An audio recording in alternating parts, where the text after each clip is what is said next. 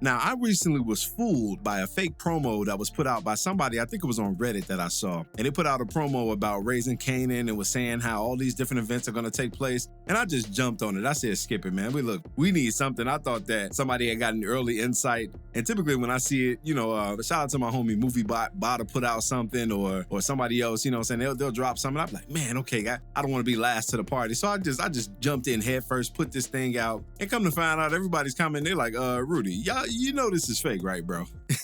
So they're getting at me, and I'm just like, oh, man. So, hey, I left it up there. I did retweet the promo stating that it was indeed something. It was something from, I think it was season 1, episode 4. So, yeah, man, it's just indicative of how thirsty we all are to get an update. We haven't gotten a release, teaser, or anything in regards to Raising Kanan season 4 for the past 3 months. And I rewatched that teaser this morning. And there's some interesting stuff in there, to say the least. I don't think I did an official teaser breakdown for Raising Kanan season 4, but I do want to go through 3 main images that I saw. One thing that took place in that teaser was the Asian shop, which I believe was named Golden Pavilion. The Golden Pavilion got vandalized, and it was someone that looked like in a black hoodie with a black bandana, and they were vandalizing this place. They threw a Molotov cocktail through it. If you rewatch some of the latter episodes of season 3, you'll see that Rock took over that Chinese stand and got in business with the Asians in order to get access to the other restaurants that the main Asian guy, man, I forget his name, y'all excuse me, but he owned several restaurants around the city. So to get her drug operation back on the ground, she did business with these guys. But prior to that was Unique's stand. If you remember, prior to Unique's initial death, he was standing there with Ronnie at the Golden Pavilion. And it was something that he couldn't get all the pieces in play in order to fully get it off the ground. And Ronnie scolded him. He rebuked him pretty sharply there. In the same episode that he would, unfortunately bludgeon him in the back of the head and change the character forever as we know it. He was at the Golden Pavilion, which leads me to believe that this could possibly be Unique, seeing what Rock has built in his absence, and he could be vandalizing that. And if that's true, now we're going to have a scenario or a situation where it'll be Rock versus Unique in this season 4. And that's just a spicy drama right there, because they used to be lovers and all of that. Well, first they were enemies. If you remember way back, they were enemies. Then they got into a situation where they were romantically involved, because Unique always had a thing for Rock. If not mutual respect, if not admiration, definitely a mutual respect. And that respect then molded and formed into some kind of an admiration that he held for her. So him being taken off the board the way he was, and now you come back and everything that you thought you knew, or that you knew to be yours, the last thing that you knew to be yours, is now taken by someone who used to be your open enemy turned lover, and now may very well be your open enemy again. And we have to remember, Unique's mind isn't right. Unique is going to be in a place mentally where he's going to be scarred from what his brother did to him. And I did an entire video on this, kind of breaking down the effects of what they call is oh my God, what is the name for it? TBI.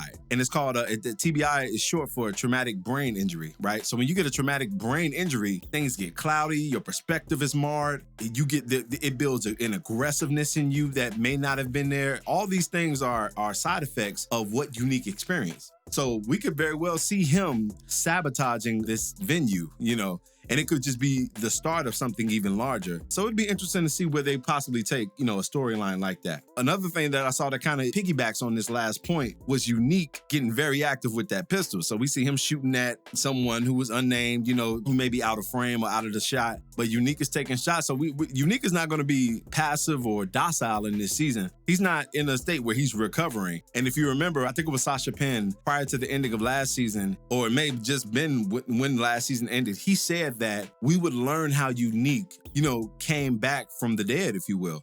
So he said in this season, they're going to reveal that part of his development, and maybe, how he even came to a point where, he's back getting active and possibly placing these attacks on Rock. It's going to be interesting to see. Okay, and the final thing that I saw was, what was this image here? Let me see.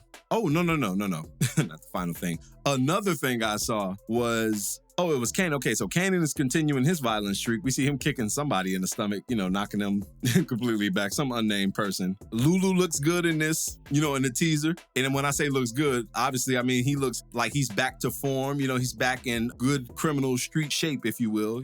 He's back from the bottle. So in a way, he's back from the dead in another way, like Unique's back from the dead, literally. But Lulu, where he was going, he was only headed to one place. And thankfully, it looks like now he's back, to his season 1 form, if you will. And we'll see how, his transgressions are lingering, and how they kind of affect him going forward.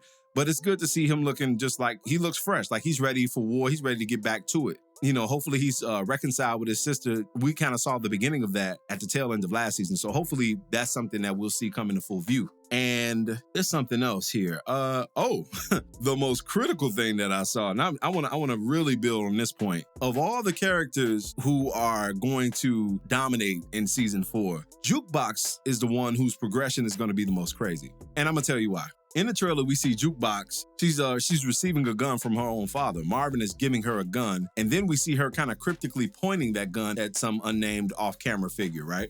But I think that's meant to insinuate to us that Jukebox is about to get very dark, or she's going down a very dark path. Because of all the characters, if you really think about it, right? Who's lost more than Jukebox over these last 3 seasons?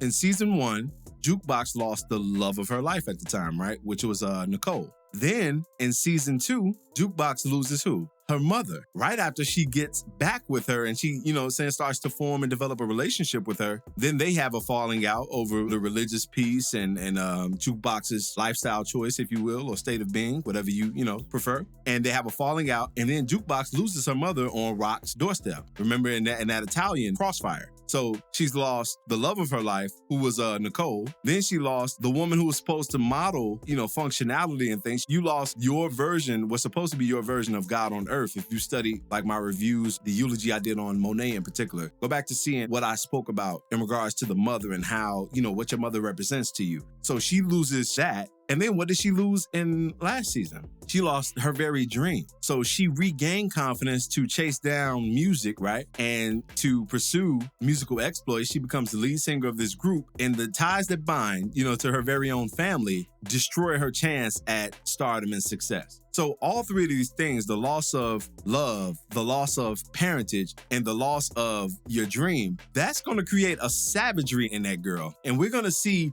like the Jukebox that we met way back in OG Power season 3 and 4 and all of that. We're truly seeing the seeds of that. And these 3 losses in particular, and I may do a video building on this idea, but I wanted to give it to y'all first. But these 3 losses are going to be paramount in the development of Jukebox. So just keep that in mind, be on the lookout for those things. As far as the trailer release, look, we're going to be on Raising Kanan watch. I don't know when it's going to be released, obviously. As soon as I get something, even if a trailer comes out, hopefully the week, this is the week of Christmas. So if we get something this week, I'll definitely jump on here and I'll just talk about it. With you guys, and I'll, get something real quick out to you all before I do a full in-depth breakdown of it. So this platform is going to be for people who want to get it first. So even if you join this platform again for free, you'll have access to this, okay? And let's see what's next.